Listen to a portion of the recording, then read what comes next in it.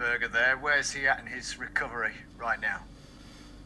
Yeah, he's off site at the moment. He's having some specialist treatment in London, so no stone uncovered in terms of getting Xander back as soon as possible without re-injuring himself from a sensible way. But as you can imagine, the attitudes of the two boys, which I've talked about for a long time, him and Jack O'Connell, are superb. They want to come back and help the group. They're desperate to get back in, but there has to be a sensible decision on them. So Jack's out on the grass at the moment. We're hoping that he can step up his return to training and return to playing in the next couple of weeks. Fingers crossed he goes through that process, because obviously we have to clear him. And the same with Xander, but both attitudes are brilliant, and as you would imagine they would be. Appreciate you had two whacking selection problems post the match the other night, but are there any perhaps more minor considerations for Fulham this weekend? Is anybody back? Or yeah, there is a couple. There's a couple of selection issues, in which I've said, if people think that I just want to chop and change it to show what a brilliant tactician I am, then they're wrong. I want a selected side. I want a side that's consistent. So I don't want to keep chopping and changing, but people keep making mistakes, and I've got to try and find a solution. If people get injured, I've got to try and find a solution in that, whether it's shape, whether it's personnel or whatever. So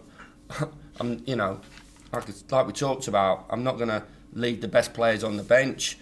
I think if this was a game is right for these players, I will do. But consistency, as talked about last year, defensive record. We were never going to score 75, 80 goals in this division. I think that's understandable as a newly promoted team, and every team has a different way of going about it. And obviously ours was a successful one. But that back eight, I wouldn't want to change. Why would I? But I'm having to, because of loss of form, as well as injuries to key players, and trying to find a formula that wins us games. And I said to the players yesterday, I picked a team yesterday, I went, I'll be absolutely made up if I don't have to change this team for the next week. I don't want to change the team, but the decision isn't with me, Andy. The decision is with them, and it's on them to show me that they have played well enough on Saturday at Fulham to say, I'm playing the next game. And I've said it for quite a while. I'll be delighted if I can, but in a year where we're making unprecedented mistakes, we're making really poor decisions. One mistake is not getting ironed out by the second. One mistake's leading to 2, 3, and 4. We have to find a solution and players that hopefully can take this forward. And obviously that's been a very difficult one for me this year. Indeed, it's always puzzled me about this idea of curing mistakes. Whoever the manager is at whatever club, ultimately it's a mistake. It's not a byproduct of not trying or whatever. They just kind of happen, don't they? And when they happen, they seem to happen in 2s, 3s, and 4s. Well, it has, and it's, as I said, we analyse all the time. We analyse statistically where we were at last year to where we're at this year. Of course we're going to do, because that year was a fabulous season. We analyse this year, what we've done all right in certain games to what we haven't done, but you can't understand or paper over individual mistakes, whether they're it's a situation. I look at the Fulham game that we played at the start of the season, and I look back, and I know it's quite a long time ago. I'm shaking my head and how we've not won that game, and obviously we waited a long time for a win, because first off we had so many chances. So these are individual mistakes, and then the individual mistake, that have led to us conceding goals, and obviously, taking a massive whack into us from our belief and confidence point of view. And the bit in the middle, as I've said all along, and I keep saying it, and as I said, if people think it's, tiresome, or we should be playing this, or we should be playing that shape, or the system works. Like I told you, I spoke to Mark Noble after the game, and I speak to established, trusted, experienced, qualified achievers in the game that know the game inside and out and say, system's all right, but if you make mistakes in that system, the difference between West Ham and us is that they didn't make a mistake. There was nothing in between both boxes. And this is a team that's been in the Premier League for a long time. You know, I look at Fulham, and Fulham have been in the team in the league 15 of the last 20 years. And you understand all the things that brings that football club. 15 years in the Premier League out of 20 years. And we're fighting and battling our way, and this is our third year in 20 years and the second under me. So, you know, we're behind at times, and we're trying to bridge that gap. And, you know, we feel we try and bridge that gap. And I look at the likes of West Ham, and they don't make mistakes. They don't make mistakes, and that's the position that we're in. We never made as many mistakes last year, and that was the position that we're in maybe an unprecedented season, you know, a real one-off as a promoted side. But established Premier League players, you know, don't make those mistakes and allow themselves an opportunity of winning games of football. And we've made far too many mistakes. And as you said, you know, I'm not saying to Kean Bryan, no, you know, Kean understands the personality of what you've got to be like in our changing room, and it does me head in as well overall that people talk about not being able to say this to him, not being able to say that to him. Well, in any walk of life, people are allowed to say anything to people in the workplace within reason. So when I criticise somebody, I criticise Kean Bryan saying, Kean, you can't check back, you need to play forward. You can't make that back pass because it's going to get punished. And it does, it gets punished. So, and then all of a sudden we're back in the game against Chelsea and it gets punished and we're 2-1 down. You know, it's situations like that. The individual brilliance that comes with the league, Andy, I understand and accept.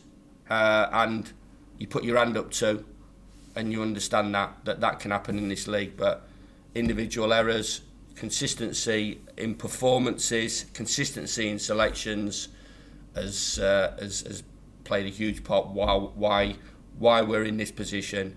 And if we want to pride or respectability or points or get out of this position, we have got to cut all those mistakes out between now and the end of the season to achieve whatever we want to achieve. That kind of idea of criticism, though, is modern football, isn't it? If you didn't criticise players or were seen to be doing it, whether it's on the pitch or in front of us, it'd be, why is he not criticising the players? And if you do criticise the players, I'm not bothered in psychologists or do-gooders or lefties or whatever it is. I don't know whatever you're allowed to say, whatever you're allowed to say. I'm football manager, so I'm saying it as it is. Go and sit in Liverpool's changing room, and can you imagine what they're saying? Go and sit in Manchester United's changing room. Go and sit in Man City's changing room. Go and ask Carl Walker what it's like in their changing room. It's harsh, it's cutthroat, it's business. Produce, play well, stay in the team, right? Don't make a mistake. I'm the biggest supporter, as I've said to him, but I'm after you if you continually do it. You know, I can accept, but then there can't be the continuous part of it, and that is my criticism of the team. And this is, you know, like I said, modern day psychology or whatever. They know I'm not smashing them day in, day out, because they won't go out there and get the results that they've got for the last 4 years if they thought that I was just an absolute nutcase. I am at times, but there's still a little bit of love in me and a bit of empathy in me and a whole lot of support for my players that I brought into the team, to the football club and for my football club. You mentioned Fulham and the match at Bramall Lane. Are they different, better? How do you approach them tomorrow? Well, you know, as I said, you know, Scott understands the division. He's played in it all his life, and now he's understanding the division as a manager. And I think he's done a fabulous job last year getting a big team out of the division. As I said, 15 out of 20 years being in the Premier League. A lot of fabulous players, brought in some really good players as well. And a tough team, you know, go and win at Everton, you know, tight game against Burnley, drawn a lot of games. And I think, you know, he'll understand how difficult the league is, let alone how I feel about it. Do you know? And I think sometimes people don't really understand how difficult it is. They just see it as straightforward. they don't see the detail underneath what's happening at clubs. They don't see what the situations that everybody has to deal with at every club. And Scott's had his situations and dealt with them brilliantly, and he's got a real group of players that are positive, and they will believe that they can get out of the position. And I think it just shows you how difficult the decision, how difficult the league is. And as I said, people they just don't, on the outside, they just don't realise how difficult it is. But that's the job that we choose, and the industry that we want to be in. And when it goes right, it's great, and when it doesn't, it's not so. But Scott's a very talented manager. He's got a group of players that will see us as a big opportunity of tightening the gap at between them and the teams above. Just finally, on a different tangent, Tim mentioned the idea about the future. I mean, clearly you'll be thinking about it, but is anything tangible being done about, I don't know, contract offers and that type of thing, or does that just wait till the summer? No, nothing's been said to me regarding anything going forward. But as I said, the plan for me is what I've said. What I've said is that that's the reason. That's the reason for our recruitment that we talked about. That it is going to be difficult, and we are going to flirt with 17th and 16th or whatever, because that's the way it is, and I think everybody understands that with a promoted football club. And going back to the journey that we've been on, and the 15, 20 years, and the 3 and 20 years, that's it. But that was it, to keep your players and go again, and that's what I want to do. I want to keep everybody in the building, and if we do, obviously, the situation happens and we do go down, that we keep everybody, and they've got the attitude and the ability and the drive and the desire to go again, and try and have a successful season, and that's where I'm at with it.